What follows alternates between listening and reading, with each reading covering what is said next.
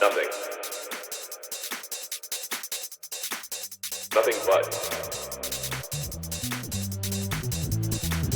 Nothing but net. Net. Welcome to Nothing But Net, the podcast for triple net commercial real estate investing. Before we get into the meat of today's show, let's recap on why there's so much interest and buzz around net properties. Triple net properties are commercial real estate investments where the tenants, usually brand name corporations, pay you rent every month. Can you say mailbox money? In addition, they pay the real estate taxes, insurance, and maintenance for the property. No toilets, termites, or taxes. What's not to like? You can remember what net or triple net stands for by using TIM, taxes, insurance, and maintenance. With triple net properties, there's lower risk income and cash flow because rents are guaranteed by strong credit tenants. Preservation of wealth, because rent increases and property appreciation are bulwarks against inflation and a great store of value. Tax efficiency. The government wants investment in commercial real estate, so they provide inducements through depreciation and deductions which shelter income from taxation. Tax deferral, which gives potential for infinite tax deferral with 1031 exchanges, which are very popular in the triple net space. Triple net properties are a tangible asset, and as Mark Twain once said, buy land. They ain't making any more of it. Welcome back to the Nothing But Net podcast, the podcast for triple net commercial real estate investing.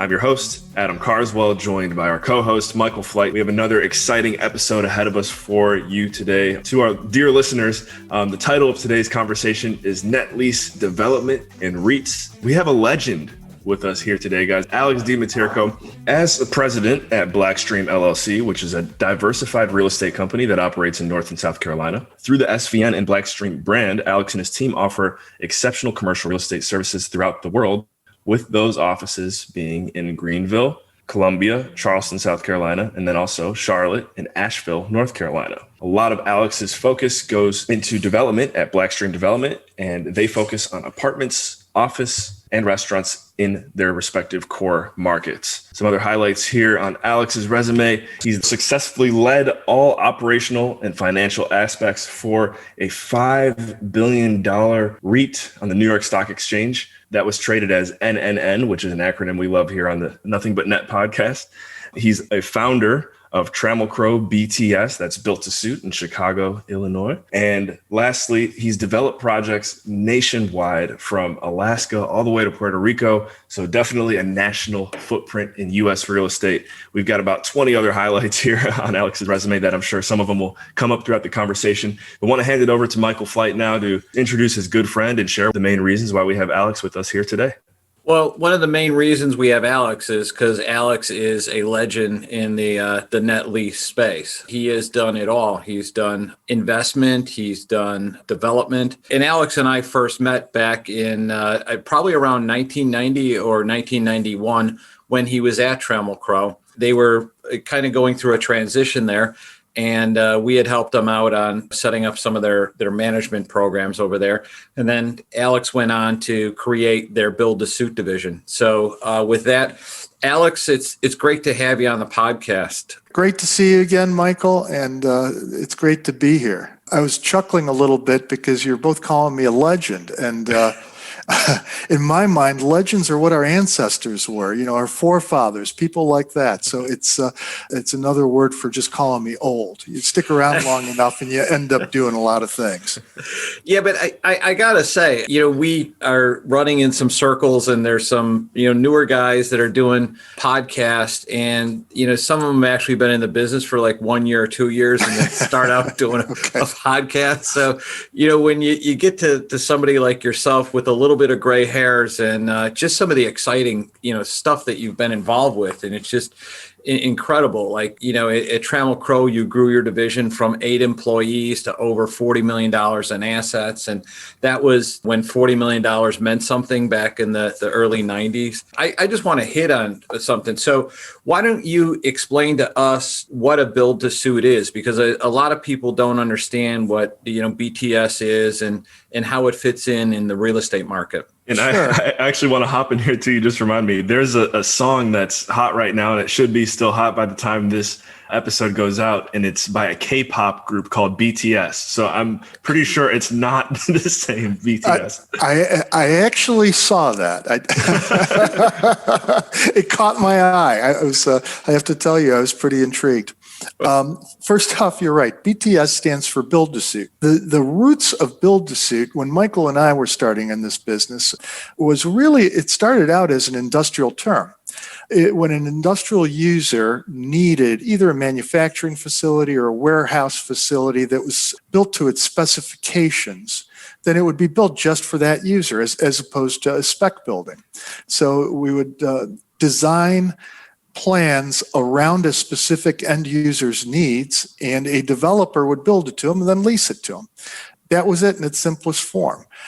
And in the recession of the early 90s, which the easy way to remember that was it was the RTC recession. It's when the Resolution Trust Company was created. At that time, it was just a terrible recession. It was also known as a rolling recession because it actually moved around throughout the country, starting in the deep South and then moved west to California and then finally into the Midwest. So it was a unique thing. It took a couple of years for that recession to actually roll around the country and affect every part of it. The government actually took the unprecedented step of creating the Resolution Trust Company to unload properties. The reason I'm even bringing that up is because that's where the retail build-to-suit idea stemmed from. And when there's difficult times, you have to find some resourcefulness to be able to get through them.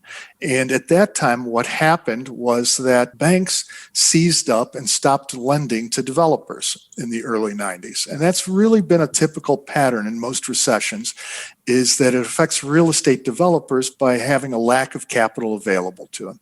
One of the things that I did is I looked around and observed what was going on.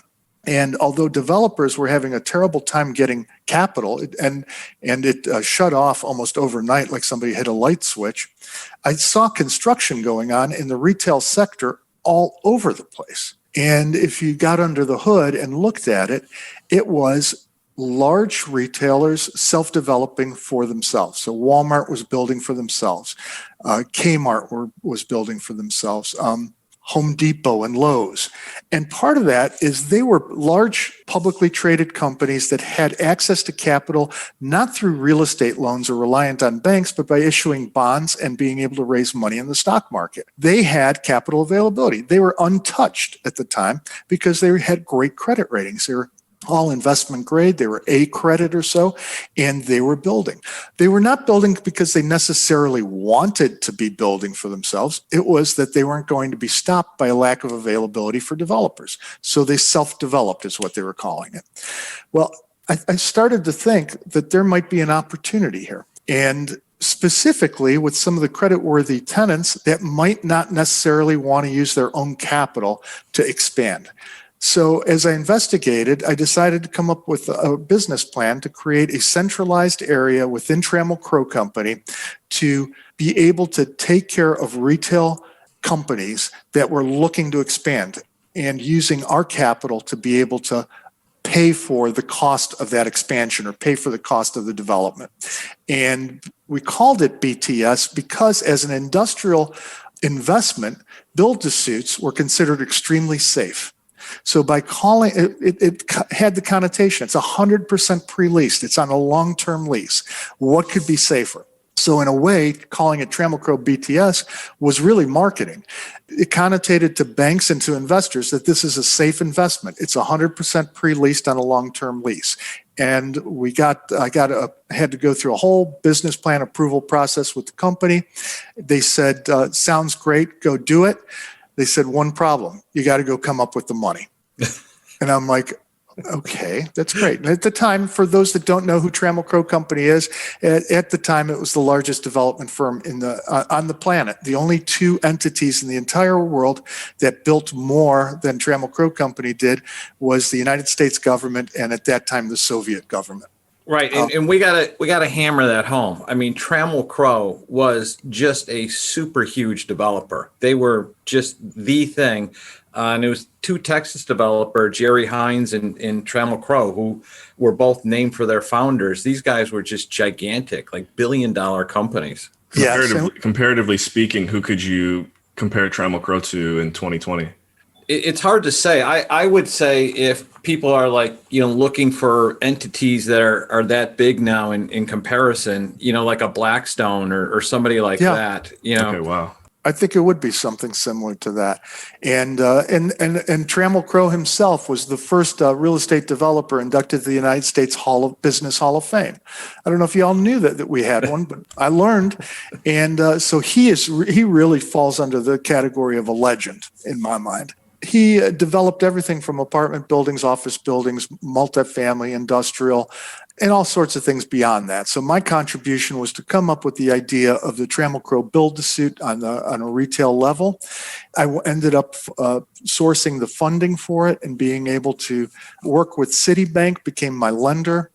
I encountered a REIT called NNN. At the time, they were called Commercial Net Lease Realty. Today, they're called National Retail Properties. And they would provide what was called a bankable takeout at the time.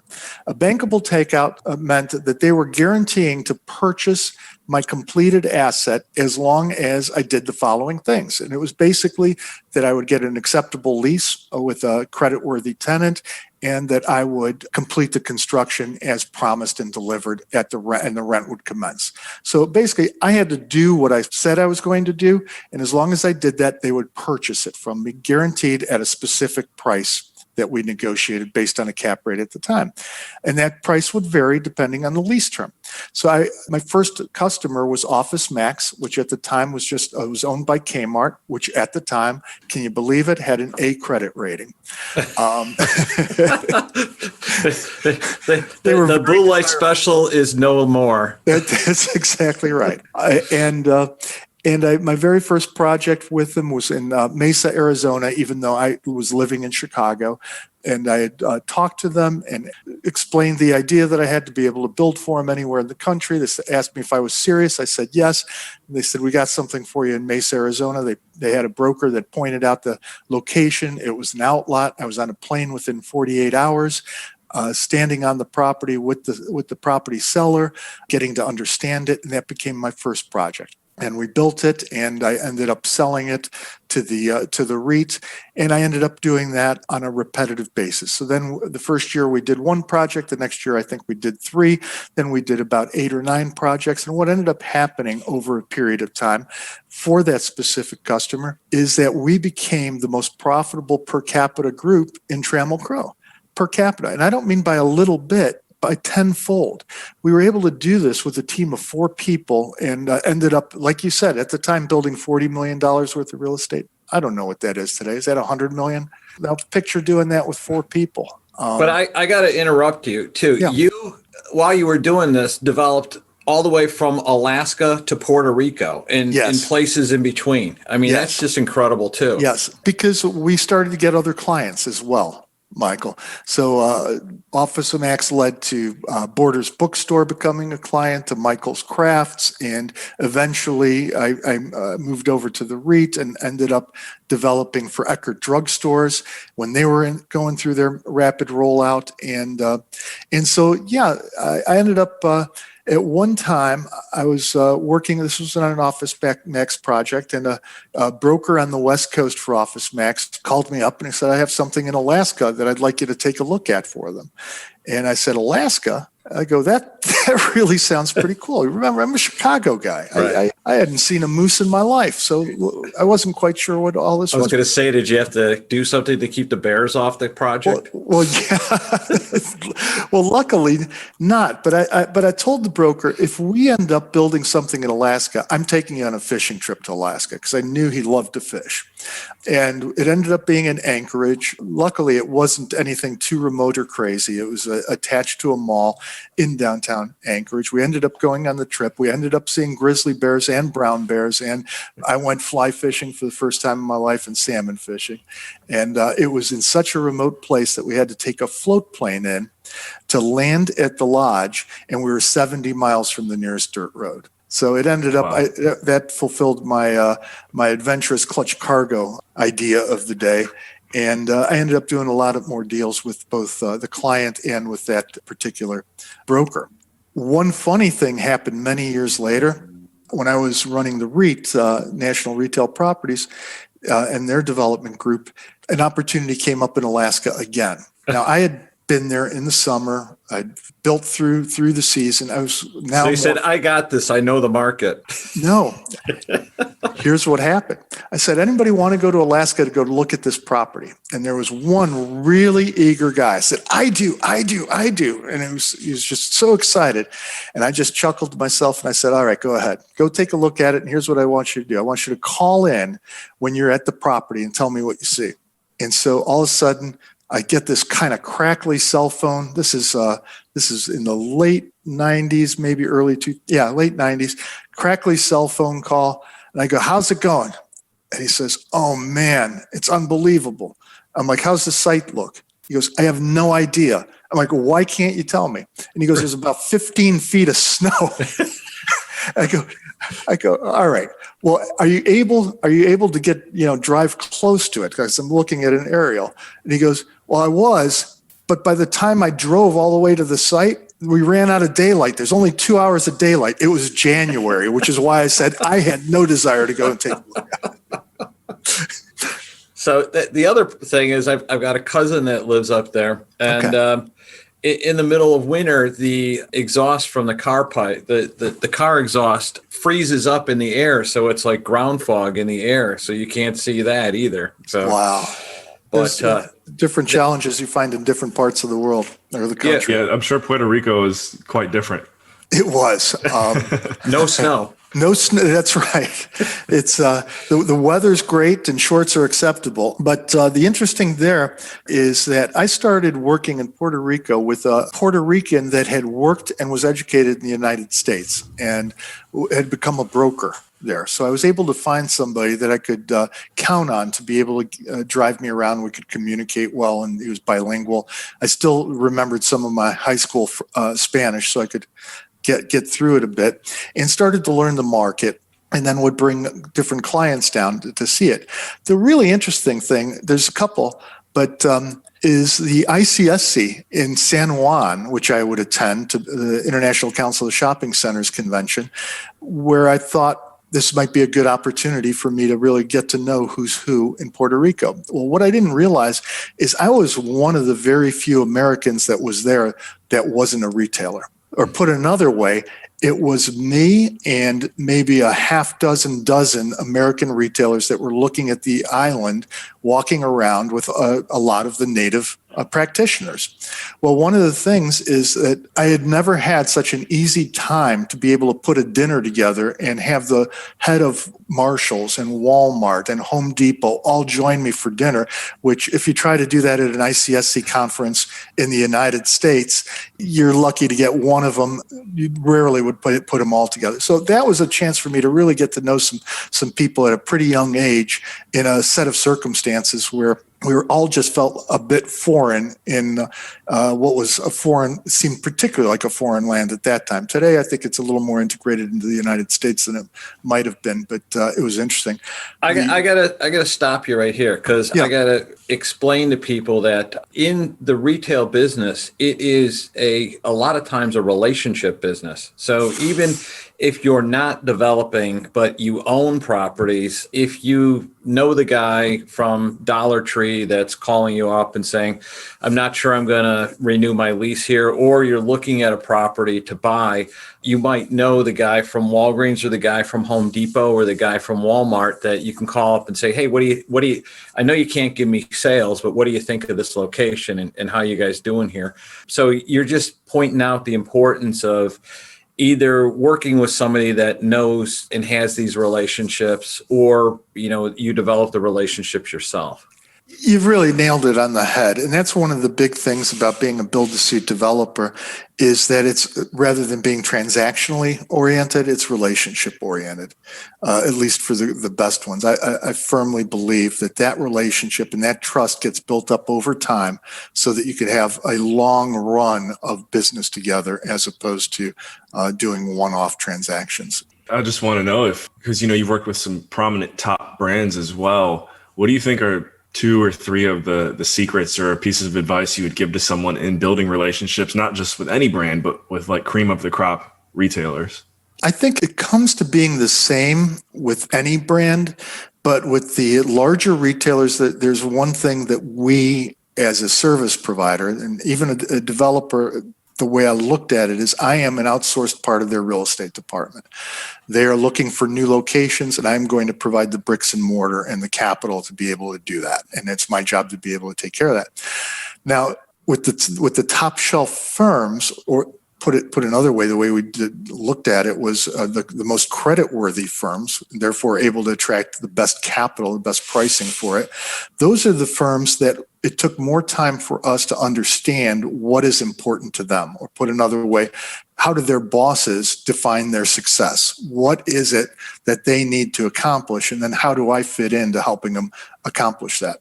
As an example, does this group need to open how many stores this year? Let's say it's 120 stores. How many of those will go into second generation space? How many of them need to be new construction? Where will those new stores be going? Is it into a difficult market to enter, like maybe Boston, which is highly zoning and land constrained, or is it something wide open, like what would be wide open? Houston, Texas. Houston, Texas. Yeah. I was going to say Phoenix, something like that. Yeah. Exactly right. Where there is an abundance of land, lack of zoning control in Houston's case, and an ability to maybe enter that market more easily. And so those are all parts of what ends up fitting into how we're going to end up servicing that client. And then you have to think about, how's my manpower for being able to deliver it? A 4-person team can deliver so much. And if you have 2 4-person teams or 2 3-person teams, what can you produce? And each team would have people that have different roles on them. And I was an early adapter of working as teams and believe in it and having different responsibilities for it. And I just want to back up, because Alex, you just hit on the major question that a lot of people ask. They're like, why wouldn't these retailers just own their own property? Why wouldn't they just build on their own property? And you just gave the entire summary right there. Number one, they don't have to hire the people to do all this work for them. Number two, you are providing the capital. So you are almost like a lender standing in so that they can roll out this huge expansion, because otherwise they'd have to create billions of dollars like in stocks or borrowing money in bonds and tie up all that capital. So they can just get you to go out and figure out how to do that. And then the other thing is, once you're done developing it, you typically will turn around and sell it to an investor, which that completes the whole capital cycle, I guess, is what you would call it. So, yep, that's exactly right. The formula changed a bit when I was with National Retail Properties, NNN. And the reason for that, Michael, is as a REIT, they were looking to hold properties. So that was a build and hold strategy, as opposed to Trammell Crow, it was a build and sell strategy. And there are some positives and some negatives to that for the retailer as a customer. The positive is that they don't have 2 closings happening, one upon acquisition for construction, and then the second one selling it off to the end holder, which could result in a reassessment of the property, maybe a little higher taxes for the tenant. But if you build and you hold it, you don't have that change in value necessarily, which would change the tax basis for the retailer.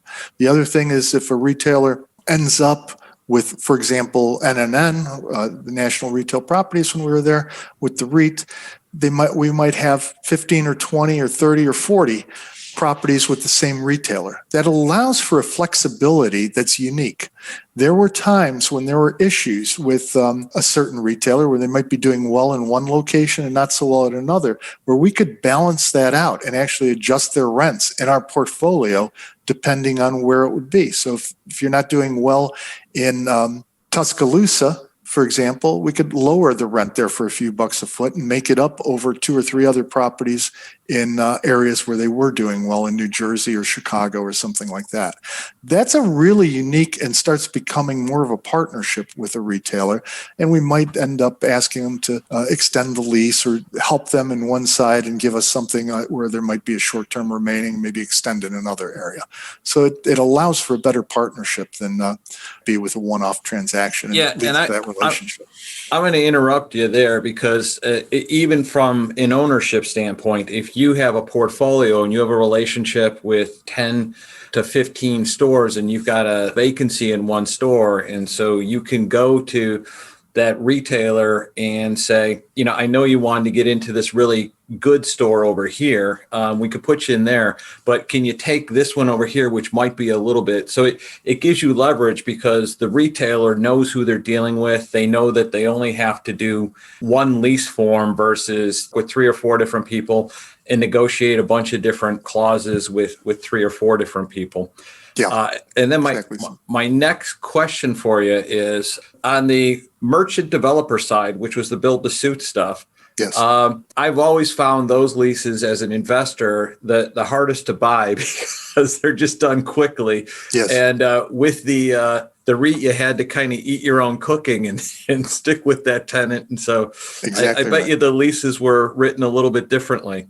The interesting thing, you bring up a great point. If you recall, I was selling to national retail properties when I was merchant building. It's because I wanted to get it programmatic. I tried to not customize every development. Okay. Development by its very nature, Michael, as you know, is customization. So Right. the more we could standardize the process of what we were doing, the better it was. So I actually just had the REIT already negotiate the lease because they were going to own it in the end. And took ourselves out of it. And so they knew exactly what they were buying and had agreed, put them directly together with the retailer to be able to do that. And that's what I would recommend if you're going to be doing things on a repeat basis like that. We're going to have to call Alex the Henry Ford of development. I did have a dream at one time of seeing, could we just standardize the cost of a building for Eckerd drugstores or for nationwide, just so we wouldn't have these variances, and even if it was like $9.99 a foot plus site work, something like that. I've seen. This is the retail development I have a dream speech right here. There you go. I never quite got there. I've seen some really cool developments out in Phoenix and out west where they're taking the containers. If it's a smaller drive-through, it's probably a little bit easier to standardize if you're just working with a container. So that's right. Yeah. At one time, Michael, I actually went to Butler Buildings factory, and I think it's outside of Kansas City, and toured their factory. Have you done that? No, I haven't, but I've been fascinated. I could never figure out why they just can't, because like in Japan, I know they'll build the entire wall and module and everything in a factory and then just ship it out. Exactly. And that's what I went to go take a look at. They were doing some construction for McDonald's at the time. And basically what they would do is prefabricate and create all the walls in a factory, ship them out to the site and put them together fairly quickly. So I wanted to see how we could apply that to other operations. And one of the keys was they needed such an economy of scale. It didn't make sense unless you had a massive rollout. And I never quite was able to take that to a level where a developer could use it. Looking back at, the opportunity that you were able to uncover and take advantage of with Trammell Crow and BTS, where are you seeing similar patterns given the kind of like the crisis and chaos that we're going through now in the world? Where do you see similar opportunities aligning for our listeners? It's not necessarily, I'm not going to apply this necessarily on the development side, although the whole build-to-suit concept came out of this type of chaos and out of a recession. So I still believe that, especially with essential tenants, essential retailers, quite frankly, the type of tenants that Michael and the Liberty Fund are looking at, those will thrive in tough times and they will attract capital. So there should be build-to-suit opportunities for those type of retailers. There will be good opportunities for their expansion. Separate from that, the other thing that I think we have not hit on quite as much as we should, there is undeniably stress in certain sectors where I think there's opportunities to be able to acquire either notes on properties, which are loans on properties, or distressed assets in certain sectors. And I think that some of those sectors are pretty well understandable, that being the hotel sector and the restaurant sectors. Some of them have shut down or will be shutting down. They'll be vacant. And part of why I'm particularly bullish on those two sectors is because they're specifically made for a particular user. In other words, they've been build-to-suits. A hotel was made to be a hotel. A restaurant was made to be a restaurant. And in a restaurant, you've got the hoods and the fryers and a lot of the equipment, and it's designed that way. What else should it be in the future? Well, this comes to my hermit crab theory. You guys know anything about a hermit crab? Just enough to be dangerous. Well, why don't you give us the hermit crab theory?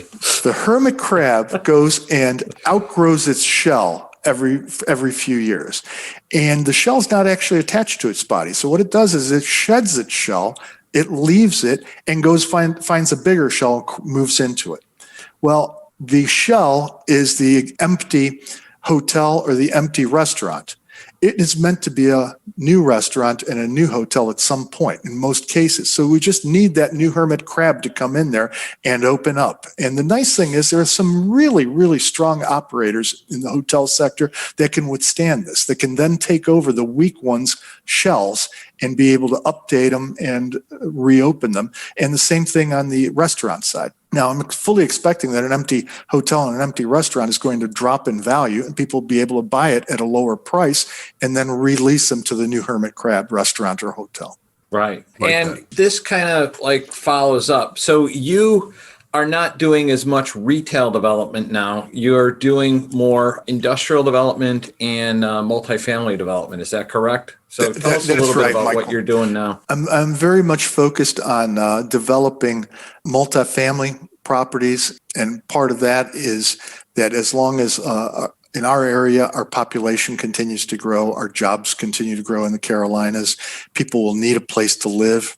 They're going to need affordable places to live. And multifamily, I think, is an affordable option. I'm generally building garden-style apartments for workforces. By workforce, we're talking about the teachers and first responders and policemen and people that are going to be probably in the $50,000 medium household income, maybe $60,000, maybe up to $70,000, needing affordable places to live and working on providing them in areas that have not had a lot of multifamily in the past. Secondly, next to that, hold on one second. So what specific markets are those? I know you're doing things in Greenville and the Greenville, which is also known as the upstate. So it's Greenville, Spartanburg, and Anderson is the metropolitan statistical area. In Columbia, South Carolina, which is the state capital in the middle of the state, and then Charleston along the shore, which runs from Hilton Head to the south to Myrtle Beach on the north. A lot of people don't realize, everybody knows about Charleston, or most people do. Although it's not that big in population, it acts like a large market because it's constrained in terms of available land and height for development. So it's a unique and charming town that attracts a lot of institutional investors. But Myrtle Beach and Hilton Head are also booming as the baby boomers are starting to retire into the Carolinas. And with that come a lot of jobs, believe it or not, because the healthcare workers, the service providers, the essential needs providers are also following. And Charleston is one of the bigger ports on the East Coast now, right? I'm really glad you brought that up. Yes. You know, that leads to why we're also working in the industrial market. The industrial market in the Carolinas, and specifically here in just outside of Greenville, are driven by the Port of Charleston and the Port of Savannah. And it all really starts because of the expansion of the Panama Canal. The Panama Canal you may have read, got widened a couple of years ago. And the effect that it's had is enormous. Prior to the Panama Canal being widened, it wasn't large enough to take on the Chinese super tankers that were producing goods and services in Asia. And whether they're Chinese or Maersk or whoever, but the goods are being made in India and in China. And they couldn't get through the Suez Canal, so they'd all come to the West Coast, to the Port of Long Beach and the Port of LA, and would get offloaded there. And whatever it was, it would get shipped across the United States. Well, the Panama Canal got widened, so now these super tankers can come through to the East Coast of the United States. Well, one of the critical things to think about is, where do they offload? And they're going to go to where the deep ports are. And as they come up, if you all remember, the terrain off of the shore of Florida is sandy and relatively shallow. It's just the way it takes a while to get off to the continental shelf. As they come up into Georgia, into Savannah, and into Charleston, these are old naval shipping building yards where we've been building aircraft carriers and battleships for years, from the World War I, World War II, and they'd come out of those ports. So we had deeper ports that have also gotten dredged out, and this is where they can come in and offload their goods. It's one of the first spots before they get up further north in cities. And so from the Port of Charleston, the next thing is, where does it go? Well, it all goes by truck or by rail to an intermodal facility, or an inland port, as we call them, which is right outside of Greenville. So that's where they come in from the ships, and from there they get distributed, typically by truck, but also by rail, throughout the eastern half of the United States. Within 10 hours, you can hit everybody. So it's really a remarkable situation, and that's what's helped drive the logistical side of business, or the industrial side of the business, in the Carolinas, and specifically in Greenville, Charlotte, and Atlanta's benefited from that to some degree as well. And you personally are developing a lot of warehouse and industrial facilities for that, correct? That's correct. Our strategy there is primarily we own property that we own free and clear, and along the highway arterials that are coming from Charleston to the port, and we're doing build-to-suit development for specific retailers in the upstate. And this is just a commercial for Alex, that he has more than enough work to keep him busy. He just needs to partner with some people that are looking to jump on and take advantage of this dynamic market. Thank you. Appreciate it. All right. Well, Michael, we're starting to wind down here. Is there anything else we want to hit on with Alex before we close out today's episode? Number one, the history lesson as to the explanation of why people do certain things, and how the net lease type of thing not only helps the retailer, but it helps investors. And when he was talking about, good credit, we like to, call net leases bonds wrapped in real estate, because you just get this firm tenant, you get a long-term commitment, and you get a tangible asset. So I couldn't have asked for anything more, and it's actually, great to see you, Alex. You too, Michael. We're going to have to catch up next time I'm down in South Carolina. Well, I'm looking forward to things opening up, and all of us being able to grab a coffee, tea, or beer together. I think Michael and I will take you up on the beer. All right.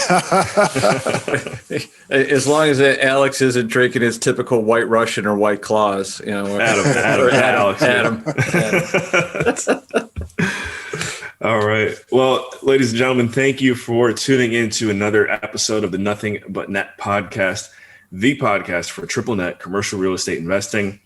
I'm your host, Adam Carswell, joined by co-host Michael Flight, and our fantastic guest, Alex Dmyterko, who's the president at BlackStream, also on the SVN Advisory Board and the Liberty Real Estate Fund Advisory Board. I guess one more moment for closing remarks. Michael, we'll start with you, and then we'll finish with Alex. Alex, I really, again, thank you enough. It's been great to have you on. It's just unbelievable, the wealth of knowledge that somebody like you brings to the table. Thank you. Appreciate it. I'm looking forward to seeing Liberty Real Estate Fund get launched and thrive, and I'm excited to be able to help watch you and see your success. Thank you. All right. Thank you for tuning in, guys. We will catch you in the next episode. Thank you once again for joining us here on Nothing But Net, the podcast for triple net commercial real estate investing. If you enjoyed what you heard today, one last friendly reminder to like, share, subscribe, or leave a review for us. It really helps a ton with the show's visibility. For the Nothing But Net team, I'm Adam Carswell. Take care. Nothing but net.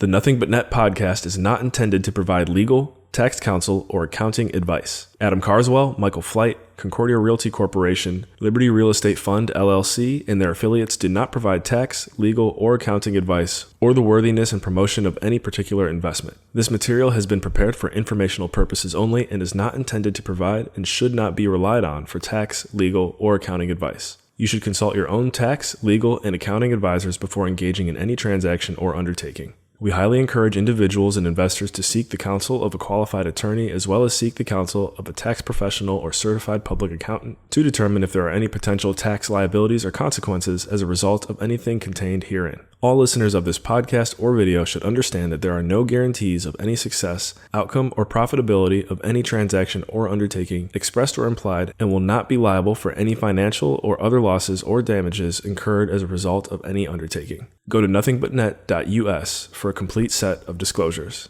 Thank you.